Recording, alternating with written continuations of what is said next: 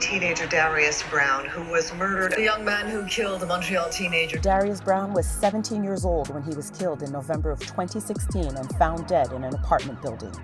Initial police reports said Darius had died from a fall that occurred during an attempted robbery of a 19-year-old woman. Further investigation, review of the surveillance video, and an autopsy later revealed that Darius Brown had in fact been stabbed in the back of the neck, which resulted in his murder. Darius's killer, who was on probation at the time of the killing and had a previous conviction in youth court, was sentenced to 2 years in detention. The 19-year-old woman charged with giving false statements in Darius's murder investigation was acquitted of all charges. Did the system fail another young black man?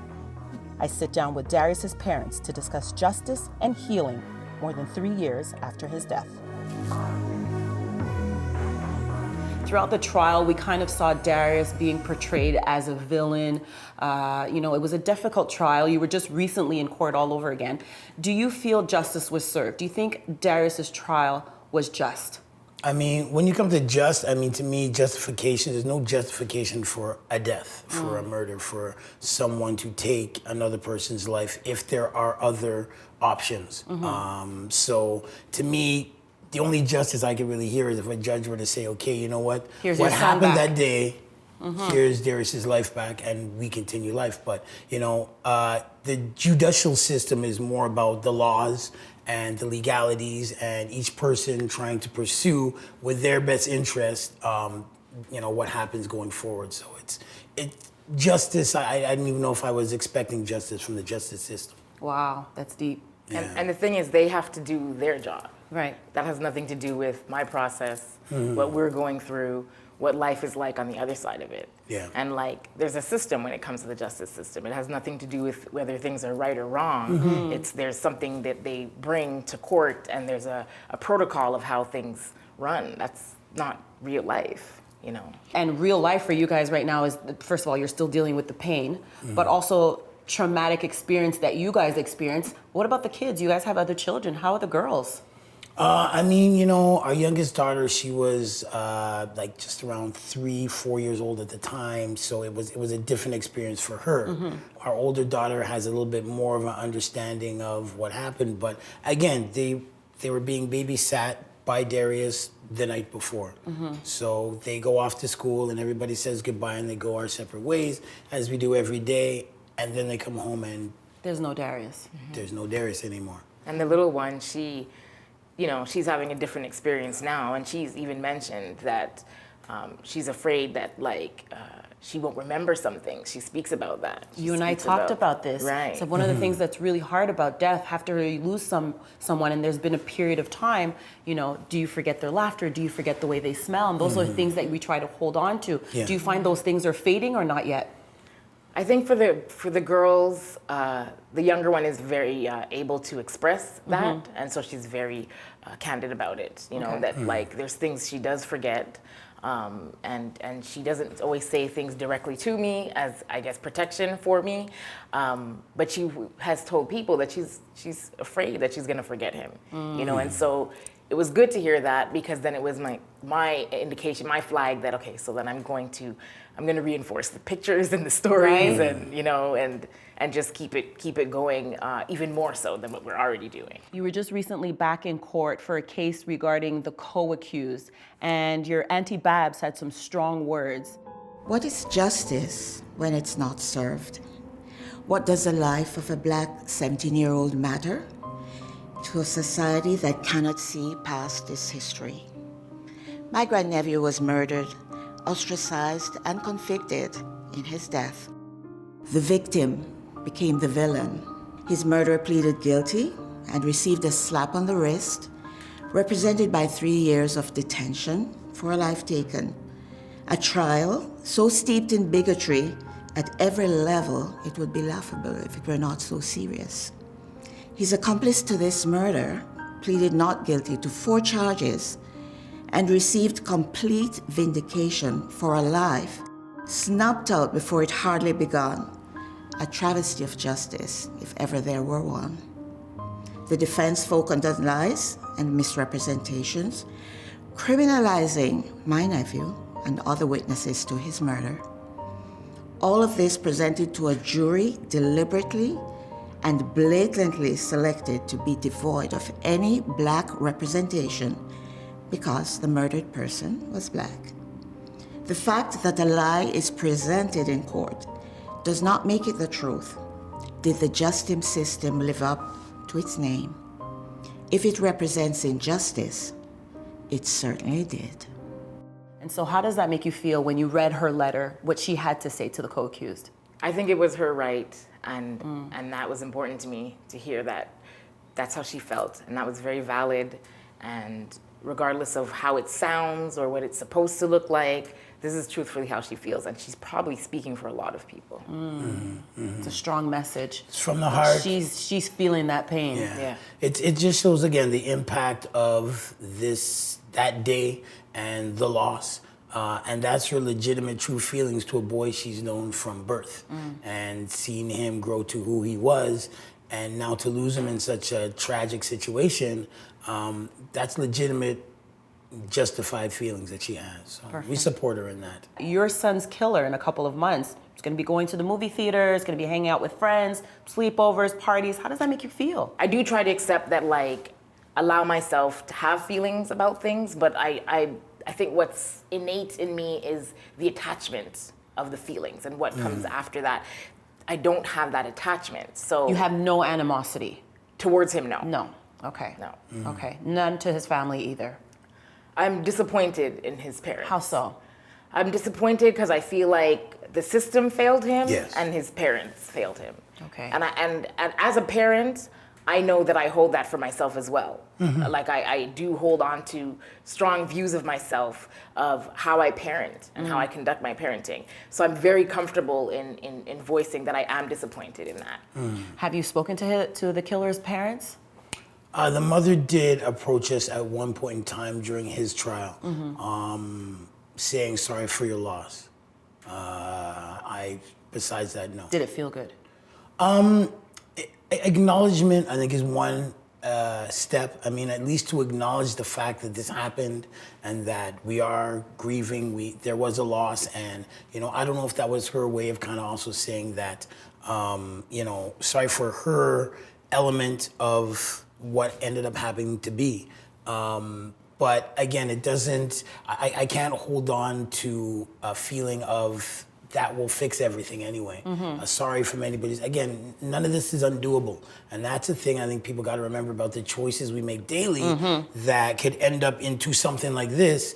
There is an everlasting effect that cannot be undone. This is not a you can say sorry, you can do a certain amount of time At the end of the day, Darius is not coming back. And then it's undone. Or I've paid my dues. Your dues are paid, but at the end of the day, that is not changed or fixed. So. And also, speaking about fixing, so when we first saw you guys, you were married, and you are now going through a divorce. And so a lot of people go through these traumas or these tragedies and, come out at the end no longer together. Now, this is not necessarily just all about Darius, but would you say that definitely came into play? I mean, again, life is just a transition and just dealing with, the cards that you're dealt, and you try to make the best hand of it, and you never know what is gonna happen next. So I really just try to absorb each day and plan and think, kids first. Roxanne and I have been able to still continue to co-parent, which You have a great friendship. Yes. That never changes, So I think us focusing on the kids and all the rest of that with all the other layers that have been going on, I think that was we thought that would be the best way for both of us. So, in a certain way, to support each other, we needed that separate space and that ability to grow in whatever direction need be. So, And how are you guys keeping his legacy alive? How do you want Darius to be remembered? Every now and then I walk down the street and I'll bump into one of his friends that'll just hail me up and be like, hey, yeah. And some kids I don't even know, they'll be like, hey, you're Darius' dad, right? And I'll be like, yes. Or people who have seen your TV program in the past and all kind of other things, they kind of reconnect with us. So every time, and for all those out there that do see us in the street, it's not a problem to say hello, hi, and yes, I remember Or just Darius. to ask how you guys are doing. Yes, How are you doing? And as I say, every time you breathe his memory, I even see some of his friends share stuff on social media. That keeps his energy and his time spent on Earth alive. It still makes it memorable. It still makes an impact. So he's still continuing to have an impact on people, although physically his body's no longer here. All the things he did in his short 17 years is still impacting others. What about you, Rox? Every birthday, we have a birthday party for him, and all his friends are invited, and it's like a teen party. That's supposedly how it's supposed to be. And for his memorial of his death, we always have a gathering, you know, and we did it the last November, and it was just kind of an opening that, well, for everybody who has lost somebody, come and light a candle in Darius's name, you know. I love that. Yeah, and so we got a great turnout, and like that's the point. That's my intention. And I have to say, because he passed away at such a young age, he was 17, the fact that his friends are still keeping that going is already really huge for teens to get together and say, you know what, we're still doing this for Darius. And so what are they saying? It's mixed emotions. I do still speak hard. to some of them. Rosamund just said hard. Yeah, very hard. They're very, they're still there. A lot of his friends are still there. There's a lot of pain that they harbor? Yeah, there's a lot of pain. And of course, going through the process, they need that assistance to go through the process. Like, I'm surrounded. I have constant care and support. Like, on a hard day, I can call Steve about it. I don't know who they're calling. And that's why I make sure that we continue to do things in Darius's memory. Because you don't want it to end in violence either. You don't want, you know, like, what are you thinking?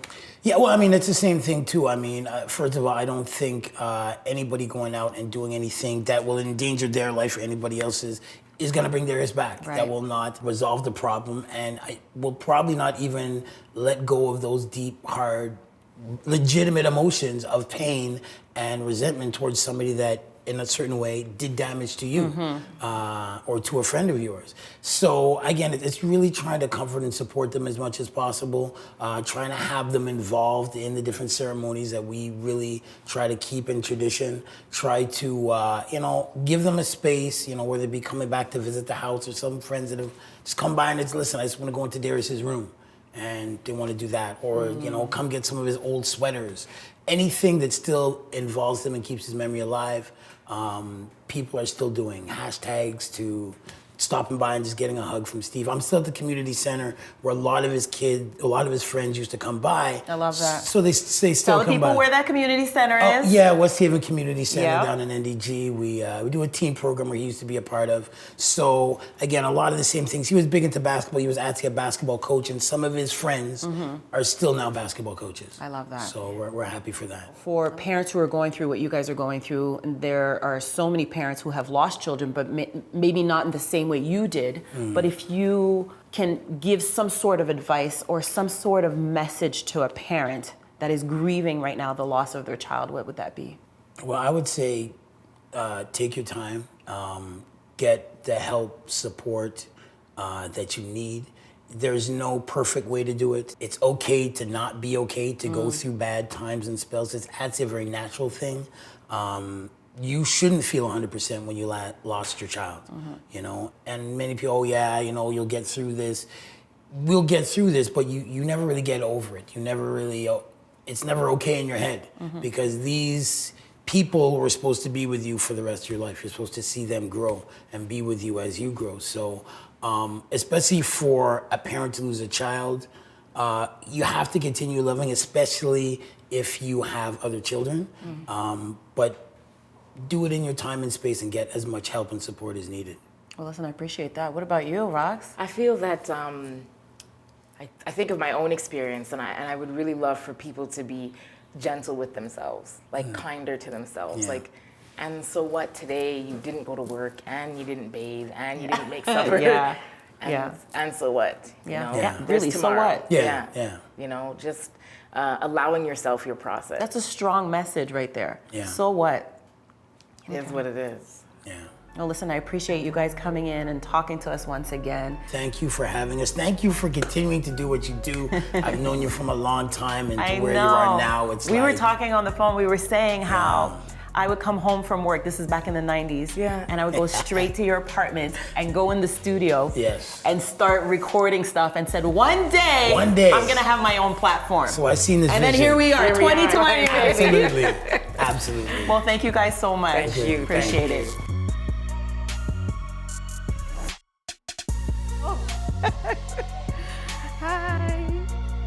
How are you? Thank you so much for doing this. Appreciate it. How you doing, my dear friend? Yes. Yes.